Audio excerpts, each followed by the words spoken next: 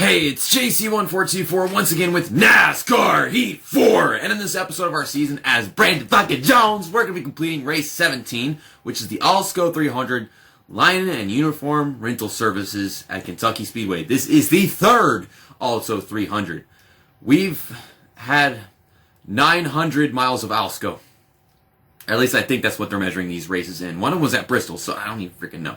But last episode, raced at Daytona, where we discussed the caution light crap and pretty much the entire Daytona 500 in real life, the 2020 race that was won by Denny Hamlin and almost by Ryan Newman, and I figured was going to be won by Ryan Blaney. But yeah, we finished third in this Daytona race in the Xfinity Series. I have no idea how to pass someone for the lead under the green flag at Daytona in the Xfinity Series. I tried to do it in the first race of the season, and I tried to do it in the last episode, and I could not make it happen. So I definitely have room to speak about the Daytona 500. Oh, yeah. I mean, everyone can have their opinion, though. Let's go to the point standings, just take a look at everything. We are 43 points in front of Michael Annett. I think that's correct. We gained a significant amount because I don't think he had a really good race at all at Daytona in the last episode. Our teammate Christopher Bell's in 7th place, and he is at the very bottom of the playoff. But I mean, he's well above the cut line in points. But I'm like, he's pretty close to not making it. If someone that is not with like these 11 drivers right here, these two, Tyler Reddick or Cole Custer, if someone aside from them that hasn't won yet wins, then they're probably gonna get in and knock Christopher Bell out. That's what I'm trying to say. But then we also have Ryan Sieg, who's locked in. He's in 13th. And Jeffrey Earnhardt's won a race. He's locked in. And then 17th. And they're above the cut line, so they're good. I don't even know what the cut line is for the point settings, like how high you have to be up in order to actually be legible to get into the playoffs. But let's go to Kentucky. The only time you see Kentucky during the day is during the qualifying and practice sessions. We do not have a day race here yet. For whatever reason, at the loading screen, it's day. I don't know if they do that for all tracks, or they have like the night races for most races. The night race at the loading screen. I wish we had a day race here in Kentucky instead of a night race. At least like one race a season, and then like they don't have every single race here be at night. Because I mean, I don't know, this track looks pretty nice during the day. I kind of overdrove turn 3, which made me really tight off of turn 4. Once again, I don't know what the hell is going on with this yellow line right here, but it's supposed to just stay along the apron, and it just like drunken, like it's supposed to be walking the line, and it just can't do it. I mean, we had NASCAR Heat 2, where they just completely misplaced the apron at Kentucky, and in this game, the line that's supposed to follow the apron, it couldn't do it. Hopefully in NASCAR Heat 5, the apron is where it belongs, the line is where it belongs. We can just go back to what we had in NASCAR Heat 3. Not everything in NASCAR Heat 3, just that. Jeffrey Earnhardt starting in 8th. Our pole sitter is John Hunter Nemechek. What about... Well, Christopher Bell's in 6th, you see that. Ryan Sieg is going to be starting just like to the right in front of us. So, we're going to be starting 15th on the inside.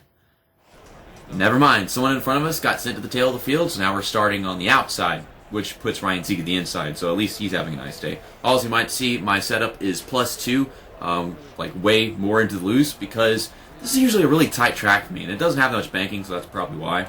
We're using the Menards car, because I don't really like this track that much, or maybe I do in this game, I don't freaking know. Whether or not I like a track is determined by whether or not I'm good at it. Not really.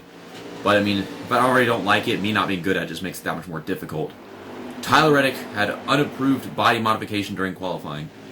Wasn't he just starting in 2nd? I could be wrong about that. I mean, I saw his name somewhere up there, up front. Okay, so that puts me on the outside of Ryan Sieg. Yeah, I should have considered that. We're like back-to-back in positions, but yeah, I'd be on the outside and realize be on the outside him. So I'm gonna pass Ryan Sieg. At least he'll still be on the inside. He'll still be on the inside. I wish I could just say that though. What was this? Filter Time. Filtertime.com. Is that like a place online where you could buy filters of all kinds, or just like filters for cars, or filters for air conditioner? I think it'd be pretty cool if we had like a website where you can just buy filters for anything. Any kind of filter. Filter for your wife, you know, and then filter for your Snapchat. Oh my god, Ray Black Jr.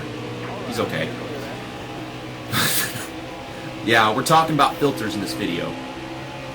The filter fish! A Rush Hour joke. I mean, I love Rush Hour. We're supposed to have a Rush Hour 4, by the way. They haven't even started developing it, but like, there's a concept. There's a plan to do it, and they haven't gotten to it. I don't know what's stopping them. It's definitely not Chris Tucker and Jackie Chan. But everybody loves Rush Hour. If you like anything, you like Rush Hour. I was gonna say if you like racing, but to be honest, like, I mean, my girlfriend's not much of a racing fanatic, and yet she still loved Rush Hour. So therefore, everybody can love Rush Hour. It's great humor, great mafia, great crime action, whatever.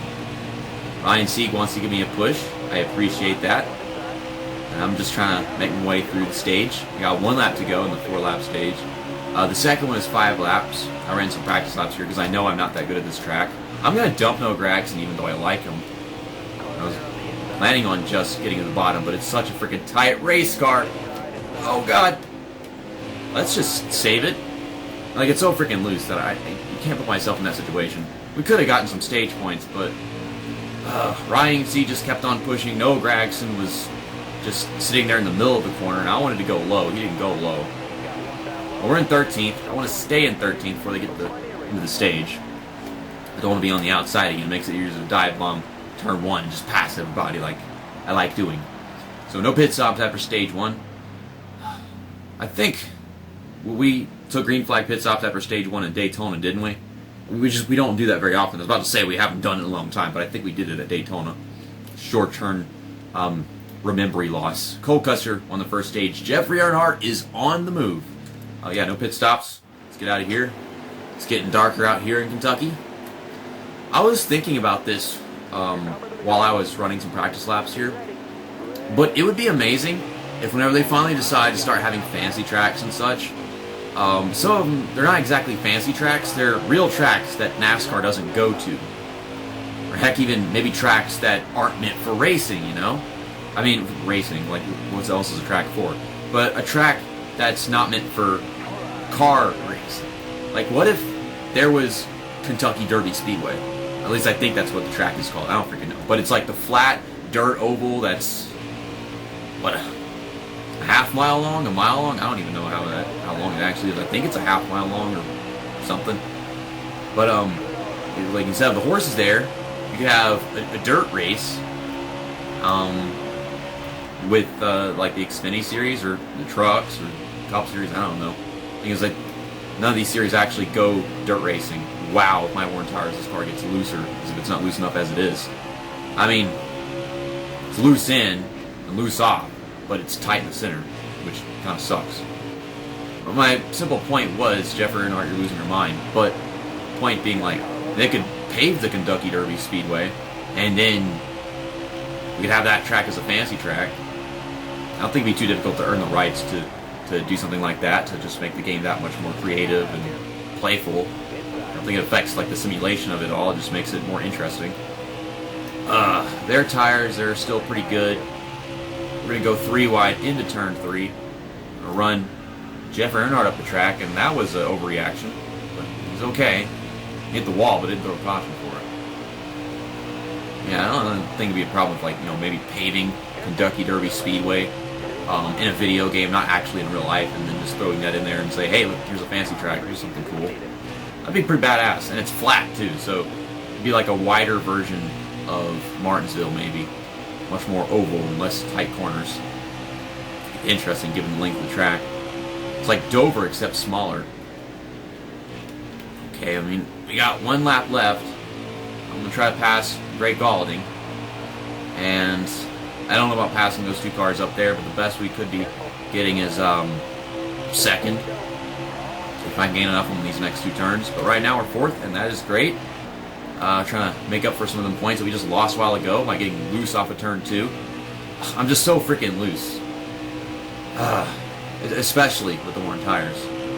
We're going to be pretty rough towards the end of the race. And it's going to help us to make us easier to get into the corners. It's just, I have to learn throttle control at some point. There we go, through the middle. Oh, what a move, JC. And I don't get anything out of it. Fuck. I got nothing out of it. I didn't even get third. And I swear my nose was in front of Michael Annette's.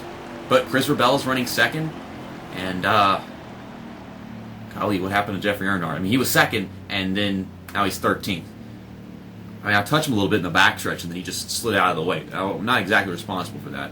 I have 1 second repairs. It's probably from hitting the wall earlier and stuff like that. So we'll fix that, and we'll put enough gas in there to fill it up. I mean, I probably could have like tightened the rear end a bit, added some wedge, like half a round of that, so it wouldn't be so loose. But it's very specific how they make a car looser or how they make a car tighter, so it probably wouldn't actually fix the whole deal. Whenever you put on one of the presets, a lot of things are actually changed, like 2 or 3. The tire pressure, the wedge, other things that aren't in the pop-up screen during pit stops and cautions. But I just flew right to the lead because I'm always great with my restart speed, and I'll get to you guys whenever I don't have it anymore. Well, here we go. Ryan Sieg and Christopher Bell running second and third. And I've just been putting a massive effort into blocking. Like, I'm messing up the entry to the corners, just trying to focus on the mirror. And I'm letting off so much that I can hold the bottom so well. But that probably saved my tires so that they don't have a chance of blowing towards the end of the race because I'm letting off so freaking much. And that's where the guys that pass me are going to start getting away because they're in the middle of their run. And they don't have a problem with that. Oh my god. Oh my... Christopher Bell, you idiot. You didn't have to slow down right there. You could have just went up and gotten out of the way. But I'm in the lead, and I'm right back to 1 second to damage again. Christopher Bell falls into 9th place because of that crap. Chase Briscoe is blowing up, and he could have gone down pit road, but instead he decided to sit in the middle of the front stretch. Great job, Christopher Bell. That was a wonderful decision on your part. Jeffrey Earnhardt is in 10th, so he's recovered a little bit from his own stupidity. Ryan Sieg might just get a second win. It all depends on if I can get the lead back from him whenever he passes me, because I'm pretty sure they're still in the middle of their run. And, oh my gosh, the car is so loose. This was a bad decision. I should just put on +1. I'm not even turning. Just stop turning for 2 seconds, and then the car just keeps on going. Heck, it starts turning whenever it's not. Oh my goodness. But yes, like, we skip laps under that caution, so that probably makes it easier for the AI to win this race. So we could see Ryan Sieg pass me if I don't block good enough. It can be hard to do that whenever this car gets loose so easily. So much off throttle time just to keep it under control. It's hard to keep it from getting sideways whenever you're on the throttle a lot, because it allows the rear tires to spin and be a little more aggressive with the car. Oh my god. I don't feel like we're going that fast every time I get loose like that and I save it. Somehow I'm pulling away. I'm not going that fast, and I'm pulling away. Wow. Just wow. Like, we gapped them so freaking easily after that restart. I mean, like, they were just starting to get past me and everything before that caution came out because we're getting in the middle of the run, and it's like suddenly the middle of the run was over once the caution came out. So, do some donuts in the front straightaway at Kentucky Speedway. Kentucky Derby Donuts. Derby Nuts. Derby Nuts. Horse Nut! Back in Victory Lane with the same generic trophy as always. Do they have any other trophies in that one, by the way? I'm pretty sure, yeah, we've already won with this paint scheme that I don't even like that much. That looks nothing like Brandon Jones, of course. We got our confetti and the same boring Victory Lane presentation.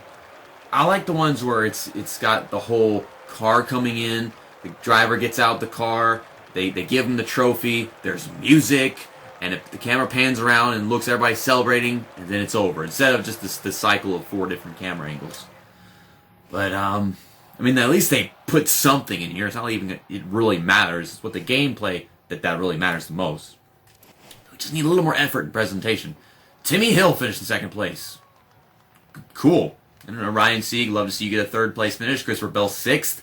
And Jeffrey Earnhardt still finished 13th, so that's still better than what he usually does, or what he's done very often. Cole Custer won the 1st and 2nd stages, I assume, because I don't see anybody else down this list with the stage win. And I think, yeah, Chase Briscoe got a DNF, and he was just parking it in the front stretch, and he was on pit road after that last caution came out. After that race, we are 48 points ahead of the now satanic Michael Annett. Christopher Bell moves from 7th to 5th, so he gained 2 positions. One of those probably because Chase Briscoe exploded, but decided to stay on the racing service. He actually tried to sabotage Christopher Bell's race, and he didn't. Didn't work out. At least not very well. Ryan Sieg still 13th. Jeffrey Earnhardt moves from 17th to 16th, so that's good. Even though he didn't get a top 10 or a top 5, it still really helps him out because, most of his finishes are really bad, or at least they're supposed to be in this game, and so he still gets those. He's just doing what he has to do to stay in the playoffs. What if Jeffrey Earnhardt, Christopher Bell, and Ryan Sieg were battling with me for a championship? I can't believe I'm saying this, but Christopher Bell just doesn't look like one that's actually going to do it, unless he can just make it to the Final Four without winning anything, and then win the championship without winning anything. He could be the Matt Crafton of this Let's Play. I was about to say Paul Menard, but Matt Crafton drove the Paul Menard's truck. Well, I'll see you guys next time for the Overton's 200 in New Hampshire. I haven't raced there yet in this game. Pretty much any track that we haven't been to during my championship Let's Plays so far, I haven't raced there in this game yet, but that'll probably change whenever I get my PS Plus subscription and start competing in the Maroods Cup streams that Michael Maroogs has. So, shout out to that. It's an amazing thing he does, like every Thursday, or at least so far he has been. That was our 6th win of the season. I'm going to use the Juniper paint scheme at New Hampshire because, once again, I like this track. We've had some great racing in the past 3 NASCAR heat games. See you next time. That's that, and episode over.